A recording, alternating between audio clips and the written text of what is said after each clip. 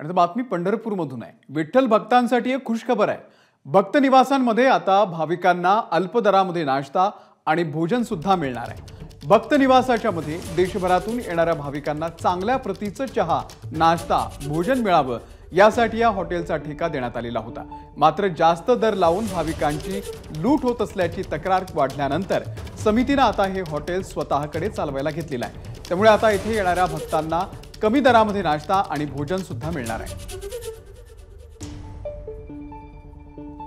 मंदिर समितीचं भक्त निवास आता मंदिर समितीने चालवायला घेतलेलं आहे।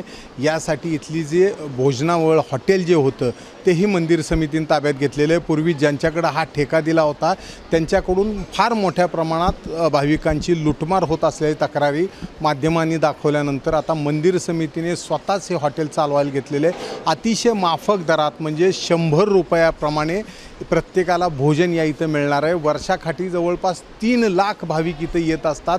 देशभरातले भाविक मुक्कामाला इथं असतात आणि यांना अतिशय चांगला चहा, नाश्ता, जेवण इथं मिळावं यासाठी मंदिर समितीने हे संपूर्ण व्यवस्थापन इथलं बदललेलं आहे आणि स्वतः मंदिर समितीनेच आता हे चालवायला घेतलेलं आहे। आपल्यासोबत मंदिर समितीचे व्यवस्थापक आहेत। मला सांगा, मंदिर समितीने आता हे भक्त निवासाचं हॉटेल चालवायला घेतलं, कशा रीतीने हे नियोजन केलं गेलं?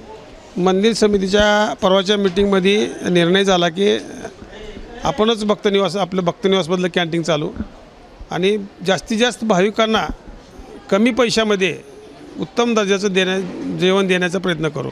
त्या पद्धतीनं आम्ही त्यांच्या सूचनेनुसार आमचे कर्मचारी सगळे मंदिरातले, बाहेरचे इतरचे कर्मचारी घेऊन आम्ही कालपासून ह्या कॅन्टीनची सुरुवात केलेली आहे आणि अतिशय चांगला प्रतिसाद या कॅन्टीनमध्ये मिळत आहे। याचा फायदा वर्षभरात येणाऱ्या 3 लाखापेक्षा जास्त भाविकांना मिळणार आहे आणि पूर्वी जे दुप्पट तिप्पट दराने इथं पैसे आकारले जात होते ते अतिशय माफक दरात आता दर इथं आकारला गेलेला आहे।